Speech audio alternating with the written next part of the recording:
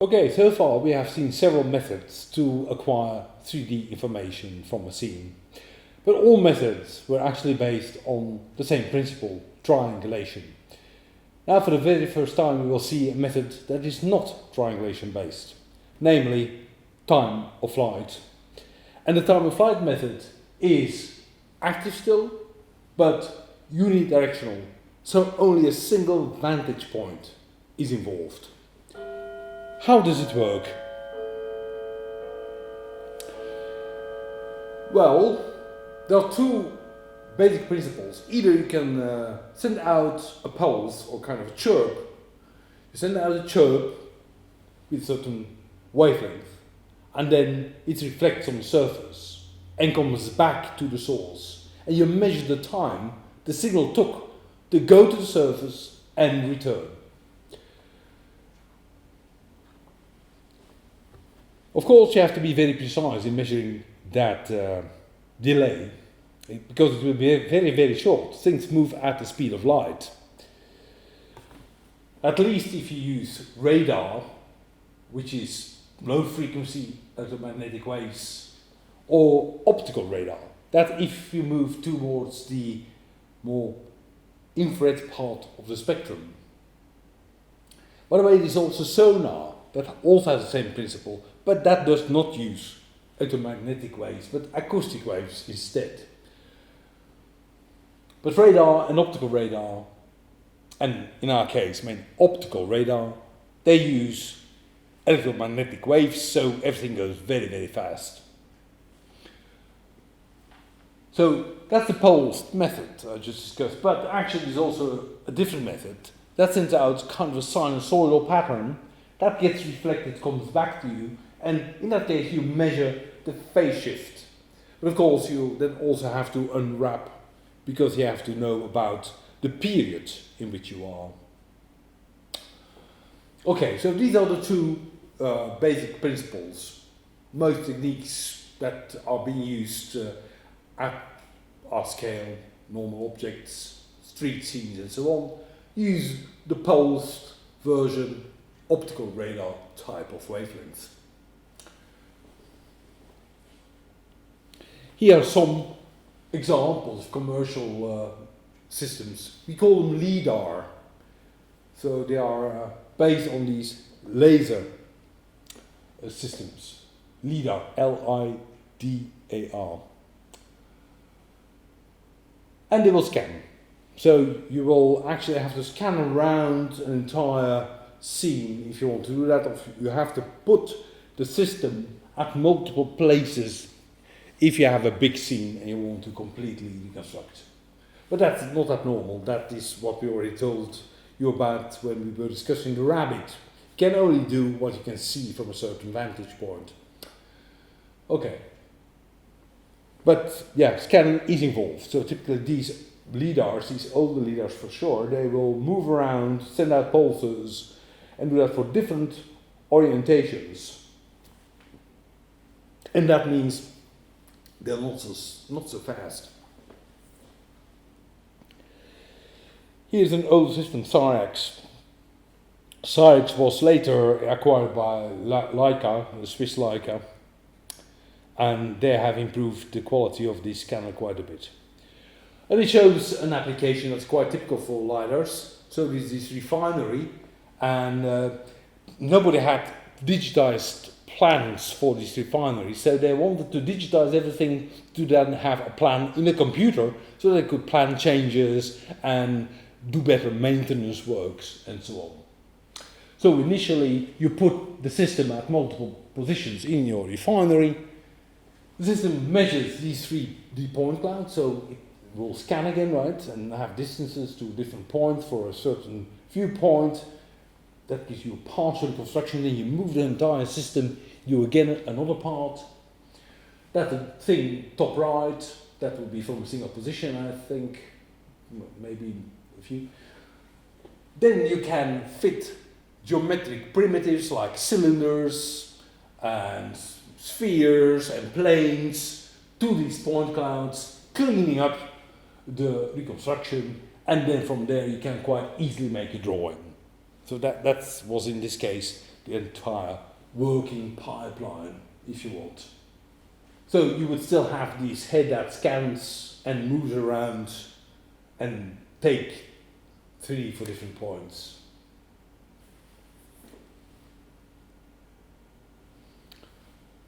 So here again the principle.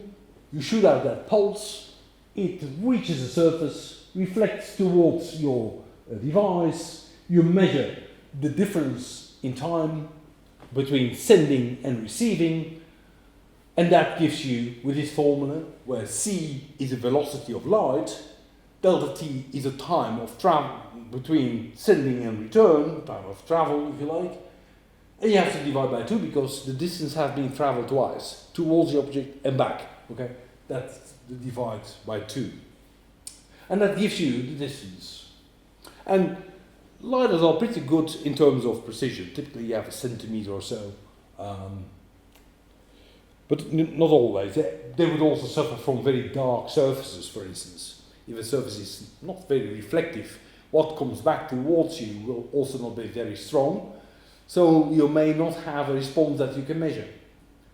So there will be parts of the scene that may not be measured too well, and certainly if the object goes farther away, then you have also spreading out of the reflection, then there's even less coming back towards your original point. So, yeah. Okay. So in this older system there were 800 points per second. In the meantime that's 1,000 points per second. And that may sound like fantastic, right? 1,000 points per second, high resolution. No, not really. Remember again that if you said 100 by 100, that's 10,000 already. If you have 10,000 per second, that's low resolution still. And it takes an entire second. Whereas these other systems took maybe like 50 milliseconds to do a scene of high resolution. So all in all, the systems are still relatively slow. Here you see also that the amount of light that comes back to you can be used to give kind of an intensity impression. This is part of the, I think, St. Peter's Dome, and here you see on top of the 3D also how much of the light came back, and it gives you an idea of darkness, not color. So it's pseudo color, if you like. So here we go through that refinery thing again. Initial position, then you place the measurement device at several locations. Each gives a 3D point cloud. They are integrated into one reconstruction. Then you fit all these primitives, like here, and then finally you can make a drawing.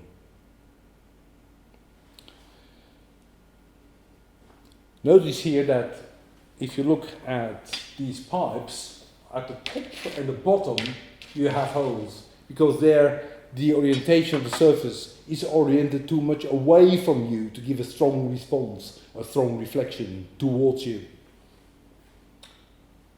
You also see it's still quite noisy in comparison. Okay. But anyway, lidars have in many applications sped up the 3D reconstruction of scenes by orders of magnitude compared to what people were doing before, kind of land meter type of things. That took forever in comparison. Let's go quickly over this. Has also been used for movies. For instance, in Starship Troopers, you have this cave, and it's being scanned with a lidar. It was actually built in miniature and then scanned, and then it could be modeled much bigger, and virtual objects could then brought into it and run over the walls and ceilings and so on. Here's an example of city of Aachen in Germany, where on the main marketplace a lidar was placed. This is the town hall. You see all these circles there. In the center was one of the positions from which the measurements happened. You see quite some density here. But of course, it took a while to take those reconstructions. But in comparison to the largely manual measurement before with land meter devices, this is enormous speed. An interesting thing of a LiDAR is it measures from a single direction. So even if you have a small cavity, you can shine inside and still get a return. With a stereo system, that's much more difficult because you have these two different points of view, and probably points inside the cavity will be invisible to at least one camera, so then you can't measure those. Here's a comparison between image-based and LiDAR. On the right-hand side, LiDAR. On the left-hand side, the multi-image-based systems that I was talking about. So you put a camera at a number of locations, you do the 3D reconstruction. And they are quite comparable in terms of overall precision, is what comes out. And of course the camera is much cheaper than a LiDAR system. But the camera can only work under good lighting conditions during the day, during the night. Probably not much success. Of course, a LiDAR still works. Here you see the two different reconstructions. This is a bit more speckle noise on the LiDAR. But overall precision is comparable.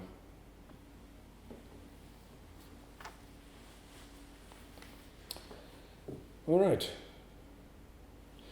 Okay, that was LiDAR. Now, up to the next technique.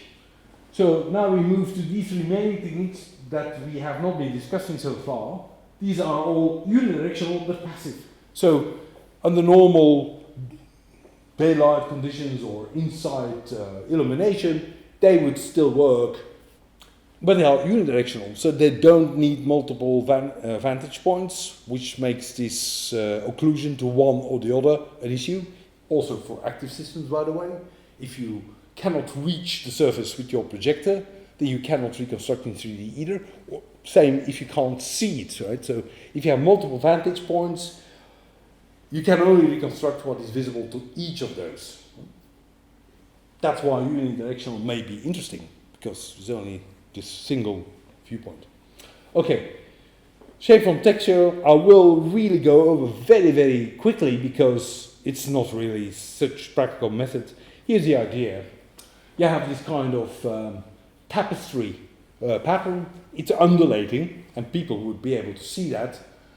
Now, a computer program analyzes the deviations from pure periodicity and uses that to estimate local surface normal. And that's what you have here. You have all these little normals sticking out, these vectors, and these ellipses also give an indication of orientation. So, and that's based on deviations from pure periodicity are actually assigned to an effect of non-looking perpendicularly onto the surface. And that gives that undulation from this computer analysis. Secondly, contour. Again, practically not very important, so let me go over that very quickly. By the way, another point that I forgot to mention but is important. This does not give you absolute depth. This gives you local normal orientation. So the orientation of the surface, but not how far it is from the system. So information is also not quite equivalent that comes out from this and the other methods that we saw.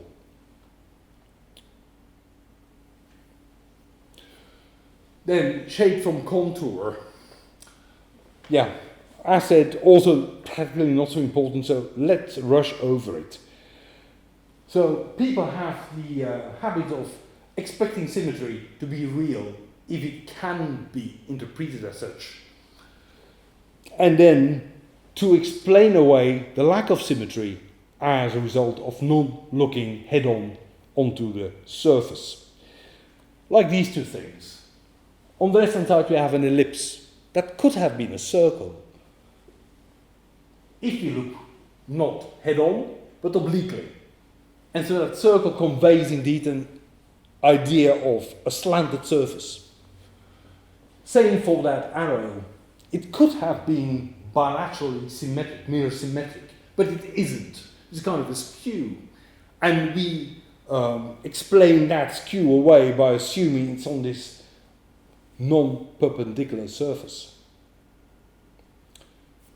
Nice idea, but as I said, not very practical.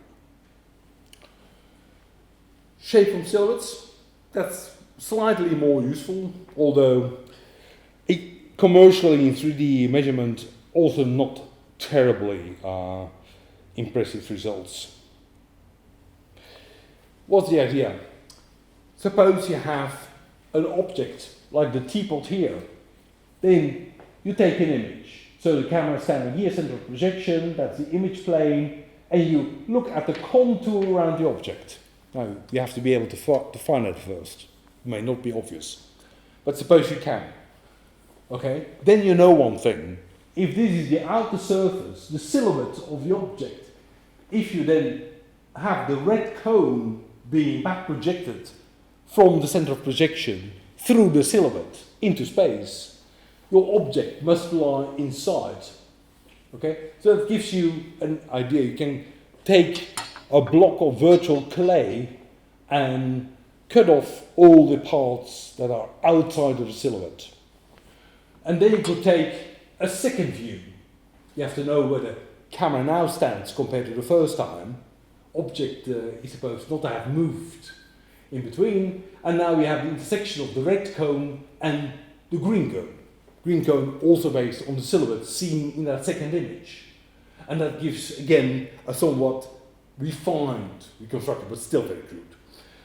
And you can go on taking more and more images, like here, the third one, the blue cone. Now we have to look at the intersection of the three cones, giving you something like that. There are some things to worry about, like once you have cut off a part because you made a mistake in the silhouette for a particular view, it's lost. You can do things against that, but we don't have time to go into all those issues. Anyway, if you have many of those views, for instance, if you put the object on a turntable and you look at that object from a fixed distance, from a fixed orientation, you turn it around in small angles, you take many images, you make these intersections, you get kind of refined reconstruction, like here, right? So you have this dinosaur standing on this turntable with a camera, and you take an image as the object is turned around. For each object, you look at the silhouettes. It's not by accident. You have this nice blue background. That's to simplify extracting the background, the silhouettes. And then that's the reconstruction that comes out. Kind of reasonable, all in all, if you see how cheap all the components are.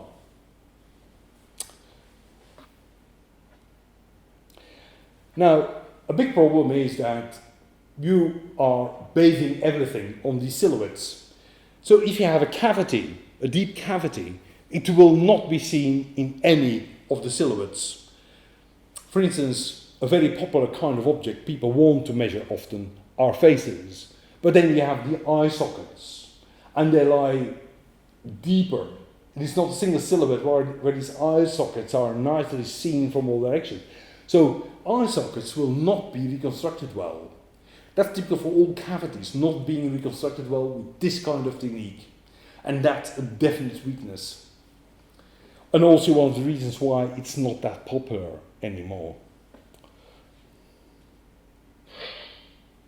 So here's this turntable thing with different images, and then you can reconstruct the object as we saw before. Now you can start combining things. So, for instance, one of the big problems is also a limited workspace. So you have the thing on turntable. Turntables are typically not very big. You don't want to put your camera too far away, you lose kind of quality. Bigger objects often call for cameras farther apart, and that creates issues of your entire setup and its size. So this is an example of a setup that uses multiple cameras, uses the multi-view auto-calibration I've been talking about. So you put all these cameras around, and the system calibrates itself by finding correspondences. Then it can also do multi-view reconstruction, so it can start to also in part do cavities. and you look at the silhouettes. So now you can work outside, not a nice turntable, but you just put your camera somewhere, out of windows, on a roof, looking at the street, and somebody doing something there. So this is an example of such an outdoor situation. So what you have here is this person acting out, and that's the reconstruction you will get with a few cameras already. So it's a combination of the multi-view technique, because you self-calibrate the position of all your cameras. You can do 3D reconstruction from your cameras, but then also look at the silhouettes and refine your reconstruction. And so that is a result of such a system, where cameras are indeed put much more randomly around the object. But not so practically useful. Okay. Shape from defocus. Yeah, you could have an object, project points, and then see how unsharp the points are. Because if you have a camera, there is this kind of field of view things. You have sharpness at a certain distance. Everything that is too close or too far is unsharp to different degrees. The further away you go from your ideal distance, the unsharper things get. So if you are able to measure unsharpness, you could say, okay, we have an idea that we are so much further than the ideal distance, and that gives you an idea about depth. I have never seen this work on anything else than nicely white, not too reflective surfaces, to be honest. So, in principle nice, in practice limited in use. And then finally, shape from shading. Well, not finally, we'll do one more thing after this. Shape from shading is something humans are very good at. So, if you have an object, like these marble statues, even if you don't see the entire figure and so on, you see pretty much what's going on there. You have a good idea of local surface normals. And you don't know too much. You don't know really where the illumination sources are. You don't know the reflective characteristics of the surface. Nonetheless, we have a very good idea about the 3D shape. Humans can do that very well. And for a long time, people have tried to mimic that capability, but with computers. And there are ways of doing that.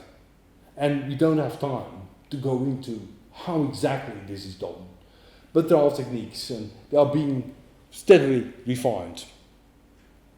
Often the assumption is that you know something about the surface, about the material of the surface, and how it reflects. That you also know something about smooth contours, so surfaces that gradually turn away from the observer, so that you know something about normals at the contours. But okay, we keep it there, we don't go further in detail, because this is a slightly modified version of this that does work in practice pretty well and is being used quite a bit. And that's this last technique. But now we go back to multi-directional. It's not just a single image. Now again, it will be multiple images with projections of light under different angles. So also controlled illumination. And here you have the setup. We are using it for these cuneiform tablets. So these tablets found in the Middle East and Iran and so on, with ancient writing on them. So, and the system consists of a hemispherical structure with multiple LEDs on the inside. And then there's a camera looking down from the top. So you have this hemisphere, camera looks down from the top. In the middle lies the object. And then you lit one after the other these LEDs. And for every LED being lit, you have one image taken from above. So every image has illumination coming from a different direction with different shading patterns. And out of these shading patterns, it's possible to estimate the local normal. And from that, you can take away texture, reconstruct the whole thing in 3D, also automatically extract the writing to simplify that a bit. So these are all already computer model, not the real object anymore. And that allows assyriologists to analyze these things at home based on those files. That's a 3D reconstruction coming out, based on the local normals that are integrated into a full surface. So, and the basic principle here is different LEDs illuminating from different orientations. And for every LED where it's lit, take an image so that you have different shading patterns. Then I think is also, this is a very portable system. And that ends this presentation on 3D.